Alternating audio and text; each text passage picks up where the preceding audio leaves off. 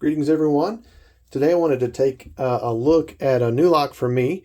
This is a Paclock 90A-Pro. Just got this in yesterday. Didn't really have a chance to play with it yesterday, but was able to get a hold of it tonight and play with it a little bit. Took me, I don't know, 5 minutes or so to get the first open on it. Once I seriously sat down and actually started trying to open it. I'd had a pick in it a couple of times before that, but not really anything that I could sit down and give it my attention, just getting a feel for it. But about 5 minutes of work, was able to get this open for the first time. And then obviously once you get a lock open for the first time, they come a lot quicker the second time. And I've had it open a number of times, and with the intention of kind of learning the lock so that whenever I take a video of it here, it doesn't take me 15 minutes to show you and open. So nobody wants to sit through a video that long of me yakking on a camera. So as far as the lock goes, this is basically a 7-pin core aluminum bodied lock. This is, from my understanding, the same core that's in the Paclock PL410 Pro, their lockout tagout lock. And when you look at them, you see obviously the same keyway. Nice thing about that keyway is it's wide open. There's not really anything as far as warding or anything like that that's going to get in the way of your pick. You just have to find a pick that will reach the back and have the lift height necessary for some of the pins. So same idea. This is a 7-pin lock for this PL410, and you've got your 7-pin lock here for the 90A-Pro. And this key's got some pretty extreme bitting on it, which is kind of fun. But you see you've got your 1, 2, 3, 4, 5, 6, and 7 pins right there. Some people, when you look at a key with this extreme bitting, don't be intimidated by it. In fact, people that pick locks like me kind of enjoy these types of bittings because they offer a little bit of a challenge and some different heights to kind of work through. This pin number 2 actually ended up being a 0 lift pin, so you really don't have to do anything with it other than avoid it. And whenever I went to lift this, when I was picking it blind without looking at the key, when I'm trying to lift it, I'm like, man, it didn't want to budge as long as I had tension on the core. And so it's already set basically from the factory, and at this point you don't have to do anything with it, like I said, other than avoid it. If it was loose and free, then you do have to be careful about oversetting it. And that's why you've got to find the right pick, a pick that will fit under that pin without overlifting it, but still be able to get to pin number 3 at pretty high set and lift it without oversetting pin number 2. So what I used was a Jimmy Long's deep flat hook. Worked out really well for this lock, and I did use a Locksports Tools top of the keyway. This is a 1mm bar, and worked great for it. We'll talk more about picking it here in just a minute. Wanted to do kind of a quick comparison to another one of my favorite aluminum bodied locks. When you look at the Paclock and the American side by side, very similar in construction as far as the size and the materials. The machining is very different. So the Paclock has sharper edges, kind of more coarse in the way it was milled and finished, versus the very smooth tumbled aluminum finish on the American. I will say too that I prefer the feel as far as the feedback on the American and the action, just a nice smooth action here as opposed to the Paclock. But it's kind of apples to oranges because this is a 5-pin lock. This is a 7-pin lock, and so they're going to feel a little different in the way that they function. But overall, still really nice lock.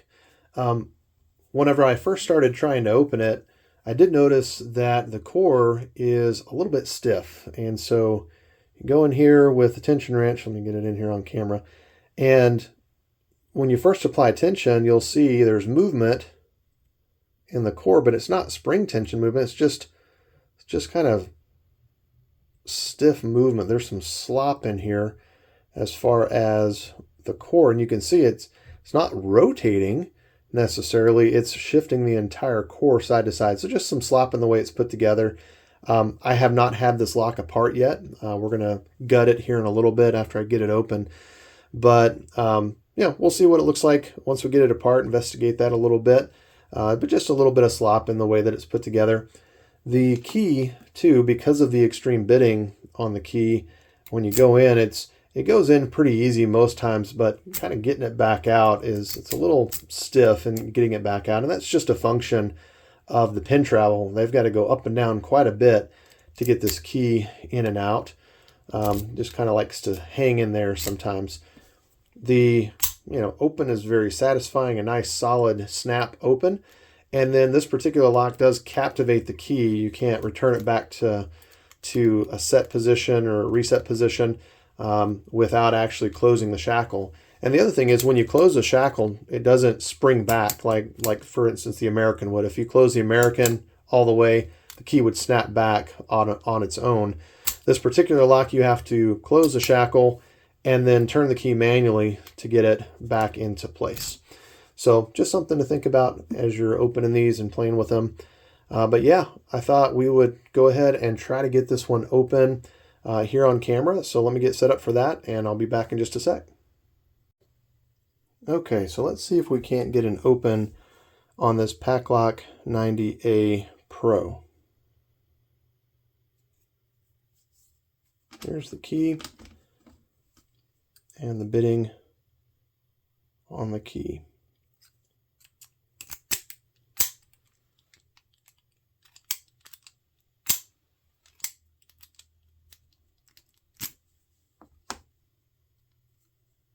I'm going to try to pick this in hand. I haven't tried it in the vise yet. So try to pick it in hand. I was able to get it open earlier. It's always harder when you're doing it on camera, obviously, looking around the camera and rather than doing it in your lap. So bear with me. We'll see if we can't get this open again.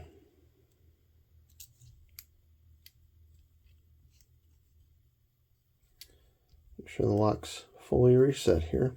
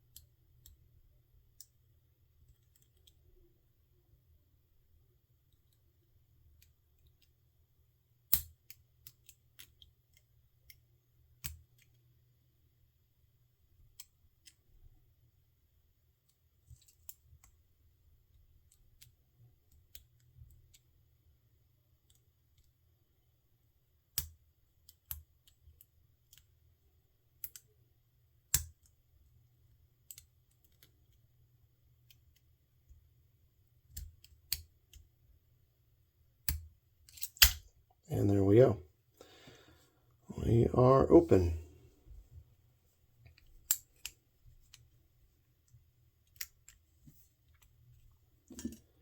All right, so let's go ahead and see if we can't gut this and see what's on the inside here. Not gutted one of these before, this particular lock, so be a fun experience for everybody, right?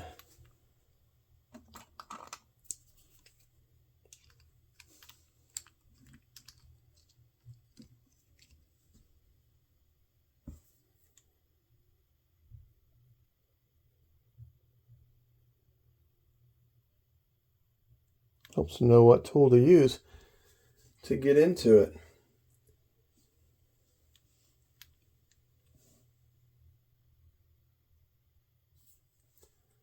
All right.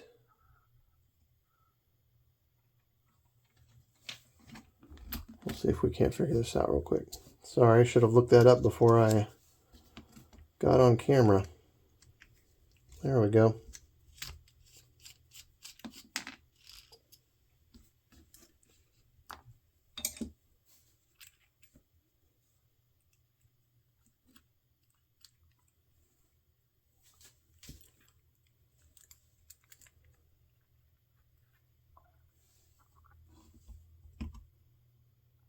And there is our key. What I don't want to do is brick this lock. I'm going to put it back to center and pull the key out.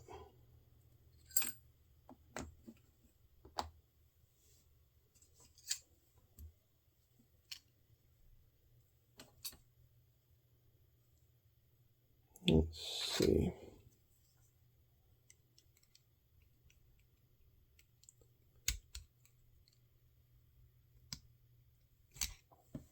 Sorry, I'm off camera a little bit there.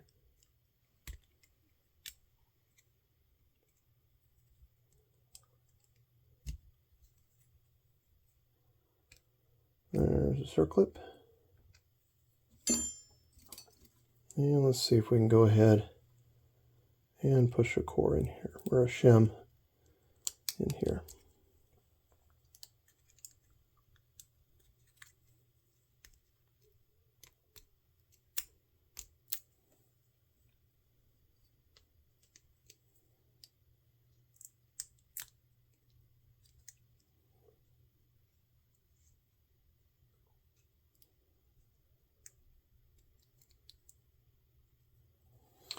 Well, I may try it without.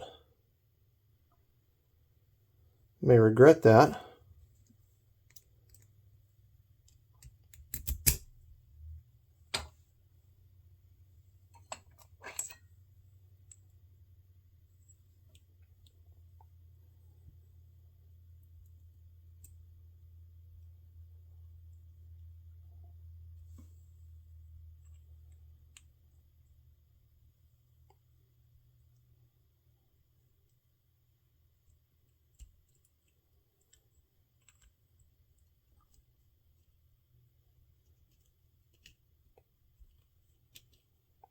There we go.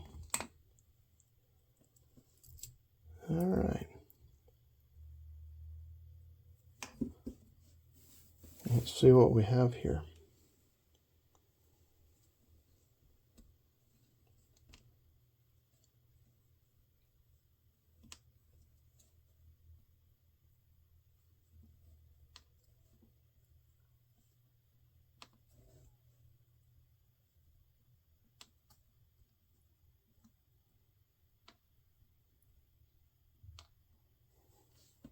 Okay, got the pins out of the core.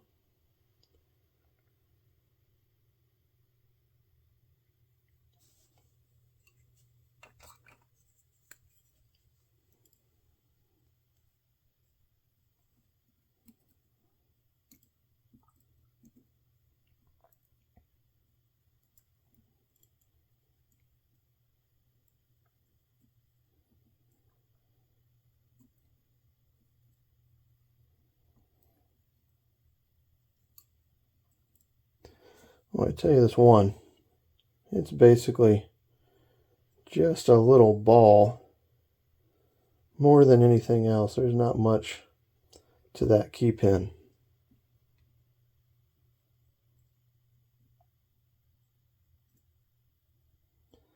All right, let's see if we can figure out what's going on inside.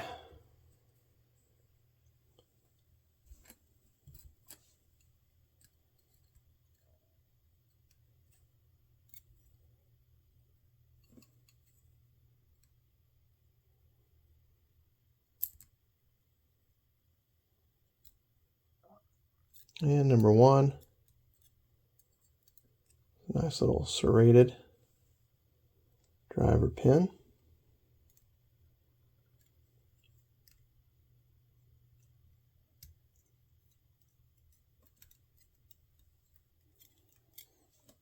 Number two is a little spool. We'll zoom in on these here in a little bit once I get them all out.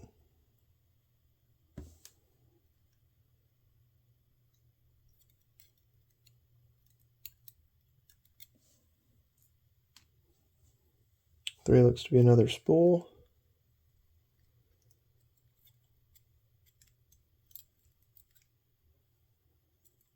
Four is another spool.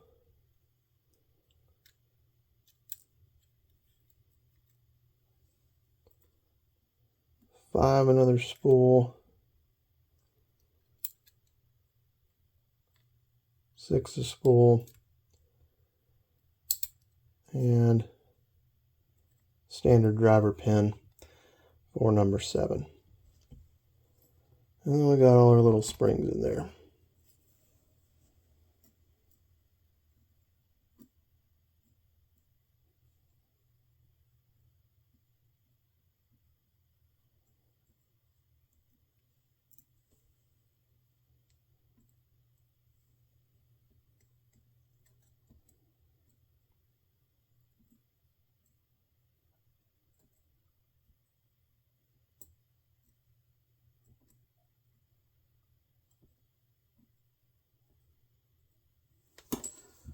All right.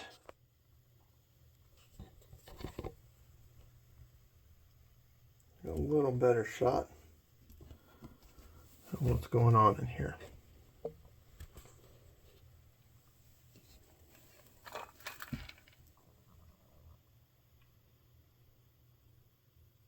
So I was wrong. Number 3 is bad lighting in here, but number 3 is actually a serrated driver. So I got 2 serrated drivers and 1, 2, 3, 4 spools, and then 1 standard driver pin to hold everything in place, keep it from slopping around too much.